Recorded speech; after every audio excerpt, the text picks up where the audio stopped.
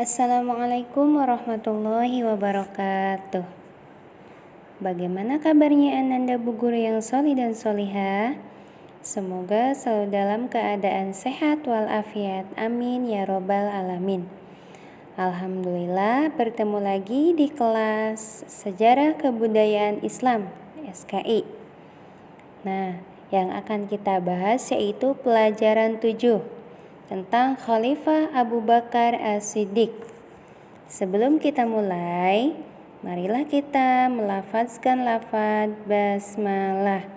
Bismillahirrahmanirrahim. A. Pengertian Khulafa Ar-Rasyidin.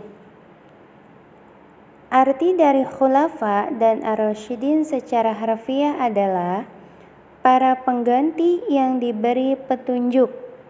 Sementara secara istilah, kata Khulafaur Rasyidin berarti para pengganti Rasulullah Shallallahu Alaihi Wasallam sebagai pemimpin umat dengan mengikuti petunjuk dan jalan yang benar dari Allah Subhanahu wa Ta'ala dan Rasul-Nya. B. Kedudukan dan tugas Khulafaur Rasyidin. 1.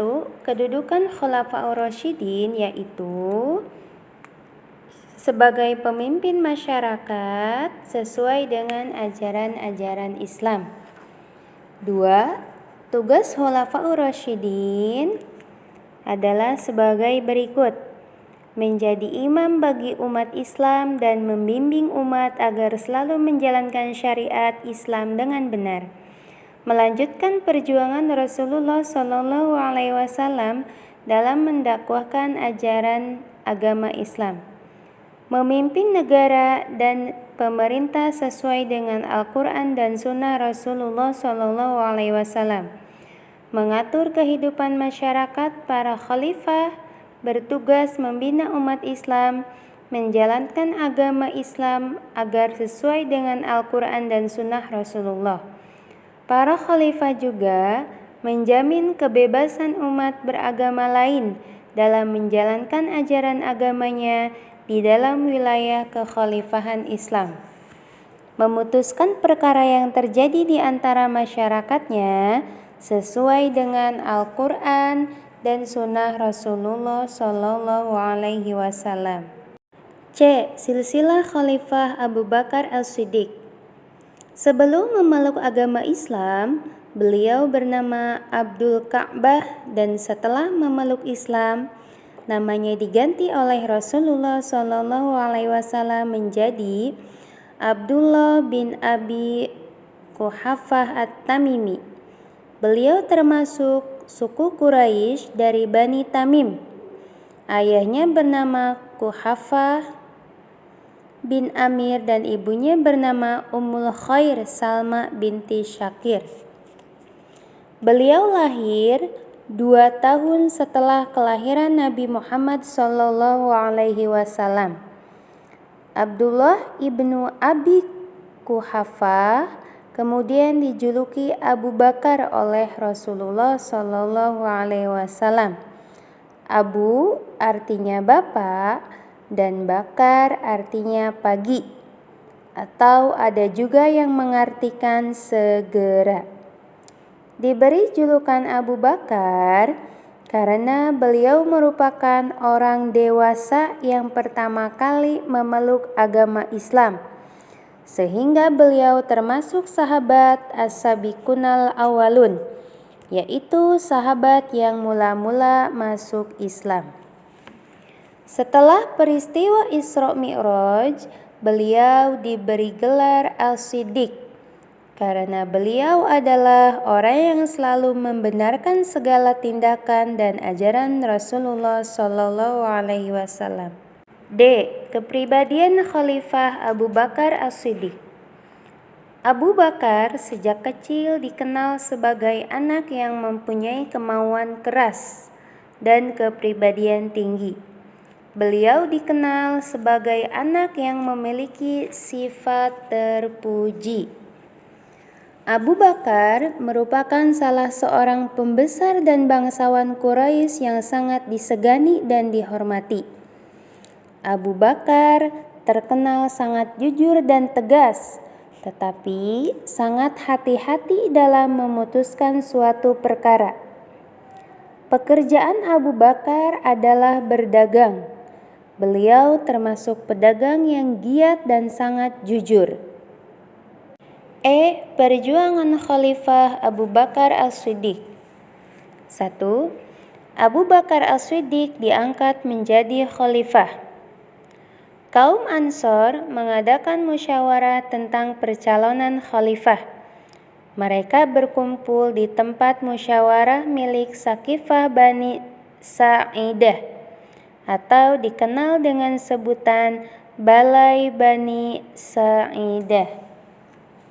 Setelah masing-masing menyampaikan pendapatnya, kaum Ansor dan Muhajirin sepakat bahwa orang yang paling tepat diangkat menjadi khalifah adalah Abu Bakar. Beliau diangkat menjadi khalifah pada tanggal 12 Rabiul Awal tahun 11 Hijriah. 2. Berjuang menumpas gerakan pengacau agama. Pada masa awal pemerintahannya, Abu Bakar banyak menghadapi kesulitan. Setelah wafatnya Rasulullah SAW, timbul berbagai golongan, antara lain golongan orang murtad, golongan yang ingkar membayar zakat, dan adanya orang-orang yang mengaku dirinya sebagai nabi. Sementara orang-orang yang dirinya mengaku sebagai nabi sudah mulai muncul sejak masa akhir kehidupan Rasulullah. Namun mereka tidak berani terang-terangan. Setelah Rasulullah SAW wafat, mereka mengumumkan kepada masyarakat bahwa dirinya diangkat bersama Nabi Muhammad dan diutus untuk menyampaikan ajarannya.